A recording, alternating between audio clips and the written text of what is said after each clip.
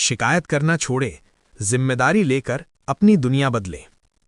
अक्सर लोगों को किसी न किसी बात पर सरकार से, समाज से, यहाँ तक कि भगवान से भी शिकायत रहती है कि यहाँ ये होता तो अच्छा होता, ये मिल जाता तो अच्छा होता।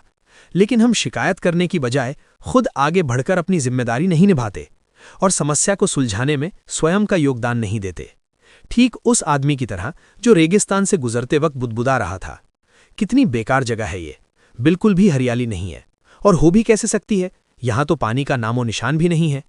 तपती रेत में वो जैसे जैसे आगे बढ़ रहा था, उसका गुस्सा भी बढ़ता जा रहा था। अंत में वो आसमान की तरफ देख झल्लाते हुए बोला, क्या भगवान, आप यहाँ पानी क्यों नहीं देते? अगर यहाँ पानी होता तो कोई भी यहाँ पेड़ पौधे उगा सकता था, और तब ये जगह भी कितनी खूबसूरत बन जाती। तभी एक चमत्कार होता है। नजर झुकाते ही उसे सामने एक कुआं नजर आता है। वो उस इलाके में बरसों से आ जा रहा था, पर आज तक उसे वहां कोई कुआं नहीं दिखा था। वो आश्चर्य में पड़ गया और दौड़कर कुएं के पास गया। कुआं लबालब पानी से भरा था। उसने एक बार फिर आसमान की तरफ देखा और पानी के लिए धन्यवाद करने की बजाय बोला, पानी तो ठीक है, लेकिन इसे निकालने के लिए कोई उपाय भी तो होना चाहिए। उसका ऐसा कहना था कि उसे कुएं के बगल में पड़ी रस्सी और बाल्टी दिख गई। एक बार फिर उसे अपनी आंखों पर यकीन नहीं हुआ।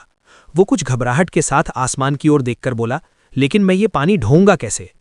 तभी उसे महसूस होता है कि कोई उसे पीछे से छू रहा है। पलटकर देखा तो एक ऊंट उसके पीछे खड़ा था। अब वो आदमी एकदम घबरा जाता है। उसे लगता है कि कहीं वो रेगिस्तान में हरियाली लाने के काम में न फंस जाए, और इस बार वो आसमान की तरफ देखे बिना तेज कदमों से आगे बढ़ने लगता है। अभी उसने 2-4 कदम ही बढ़ाए थे कि उड़ता हुआ कागज का एक टुकड़ा उससे आकर चिपक जाता है, और उस टुकड़े पर लिखा होता है, मैंने तुम्हें पानी दिया, बाल्टी और रस्सी दी, पानी ढोने का साधन भी दिया। अब तुम्हारे पास वो हर एक चीज है जो तुम्हें रेगिस्तान को हरा भरा बनाने के लिए चाहिए। अब सब कुछ तुम्हारे हाथ में है।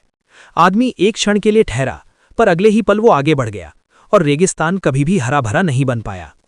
दोस्तों, कई बार हम चीजों के अपने मन मुताबिक ना होने पर दूसरों को दोष देते हैं। कभी हम सरकार को दोषी ठहराते हैं, कभी अपने बुजुर्गों को, कभी कंपनी को, तो कभी भगवान को। पर इस दोषारोपण के चक्कर में हम इस आवश्यक चीज को अनदेखा कर देते हैं कि एक इंसान होने के नाते हम में वो शक्ति है कि हम अपने सभी सपनों को खुद साकार कर सकते हैं। शुरुआत में भले लगे कि ऐसा कैसे संभव है, पर जिस तरह इस कहानी में उस इंसान को रेगिस्तान हरा भरा बनाने के सारे साधन मिल जाते हैं, उसी तरह हमें भी प्रयत्न करने पर अपना लक्ष्य प्राप्त करने के लिए जरूरी सारे उपाय मिल सकते हैं। पर समस्या ये है कि ज्यादातर लोग इन उपायों के होने पर भी उस आदमी की तरह बस शिकायतें करना जानते हैं, पर अपनी मेहनत से अपनी दुनिया बदलना नहीं। तो चलिए, आज इस कहानी से सीख लेते हुए हम शिकायत करना छोड़ें और जिम्मेदारी लेकर अपनी दुनिया बदलना शुरू करें, क्योंकि सचमुच सब कुछ तुम्हारे हाथ में है। Sandeep Aneja, commerce lecturer and guidance counsellor.